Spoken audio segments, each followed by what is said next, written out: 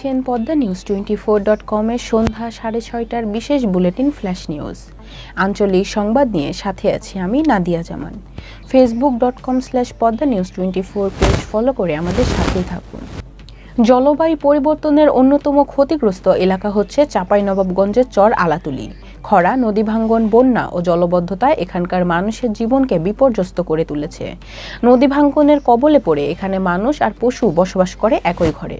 বাড়ির আশেপাশে টয়লেট পর্যন্ত নেই, ফলে পিরিয়ডকালে নারীদের পড়তে হয় চরম বেকায়দায়, যা তাদের গুরুতর অসুস্থ করে তুলছে।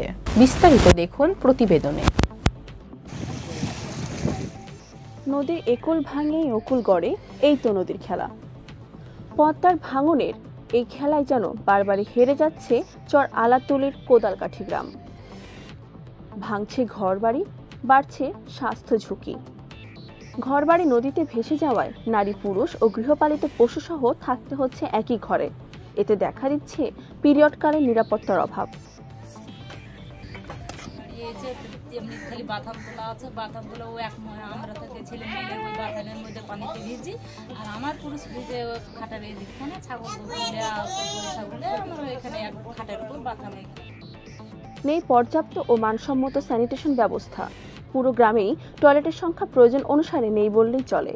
ফলে প্রয়োজন হলেও দীর্ঘক্ষণ সেখানে যেতে পারেন না নারীরা।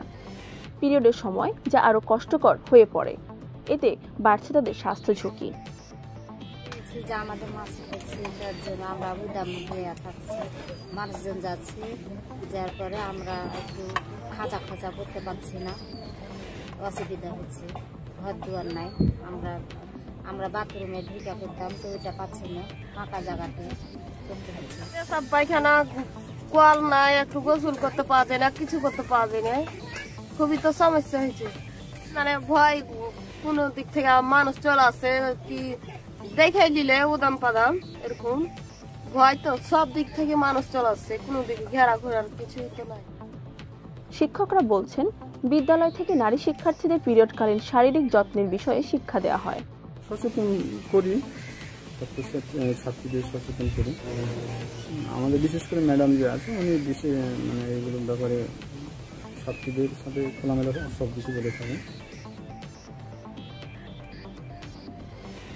তবে নারীদের স্যানিটেশন সমস্যা নিয়ে কথা বলেননি স্থানীয় কোনো জনপ্রতিনিধি। কিভাবে যত্ন নেব এটা জানানোর জন্য কেউ আসেন। কোদালকাঠি গ্রামে স্যানিটেশন সেবা নিশ্চিত ও চিকিৎসা সেবা সহজ করার আবেদন জানান সেখানকার ভুক্তভোগী নারীরা। জান্নাতুল ফেরদৌস, পদ্মা নিউজ, চর আলাতুলি, রাজশাহী। ব্যাগ ভর্তির টাকা সহ আটক পাবনার সুজানগর উপজেলা চেয়ারম্যান প্রার্থী শাহিনুজ্জামান শাহিনকে জিজ্ঞাসাবাদ শেষে ছেড়ে দিয়েছে র্যাব। মঙ্গলবার বিষয়টি নিশ্চিত করা হয়েছে র্যাবের পক্ষ থেকে। বলা হয়, যে টাকা জব্দ করা হয়েছিল তা নির্বাচনী ব্যয়ের সীমার মধ্যেই ছিল।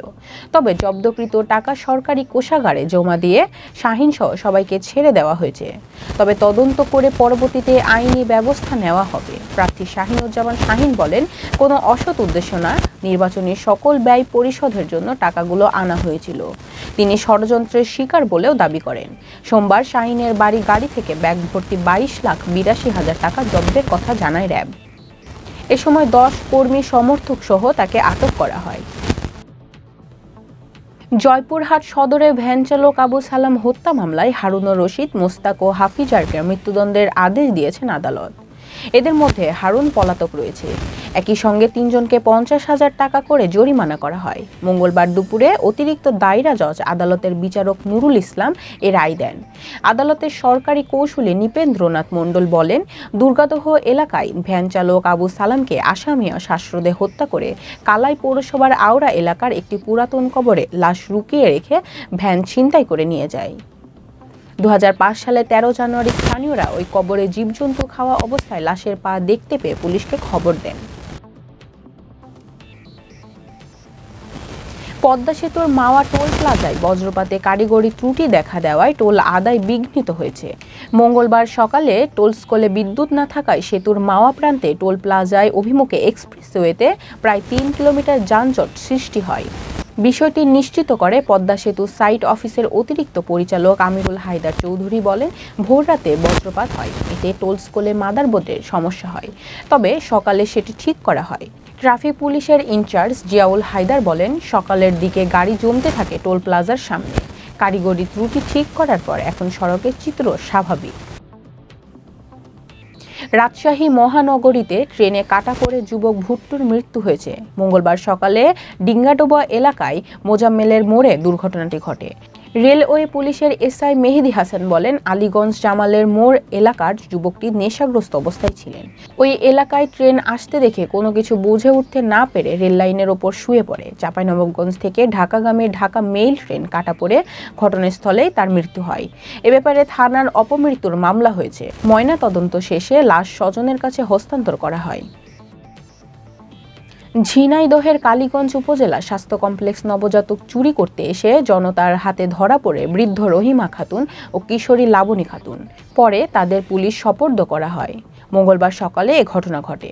কালীগঞ্জ থানার ভারপ্রাপ্ত কর্মকর্তা আবু আজিফ জানান, ওই দুই নারী হাসপাতালের বিভিন্ন ওয়ার্ডে ঘোরাফেরা করছিল। এ সময় নার্স ও রোগীর স্বজনের সন্দেহ হলে তাদের জিজ্ঞাসাবাদ করে। এক পর্যায়ে তারা নবজাতক চুরি করতে আসার বিষয়টি স্বীকার করে। নবজাতক চুরি করে 50,000 টাকা অন্য স্থানে বিক্রি করার কথা জানায় তারা। জিজ্ঞাসাবাদ শেষে তাদের বিরুদ্ধে আইনানুগ ব্যবস্থা নেওয়া হবে। গুরুত্বপূর্ণ সব সংবাদ জানতে poddanews24.com এর বিশেষ বুলেটিন ফ্ল্যাশ নিউজ দেখবেন প্রতিদিন সন্ধ্যা 6:30, রাত 8:30 ও রাত 10:30টায়। ফ্ল্যাশ নিউজ দেখতে ফেসবুকে আমাদের ফলো করুন facebook.com/poddanews24 আর ইউটিউবে সাবস্ক্রাইব করুন youtube.com/@poddanews24 চ্যানেলটি।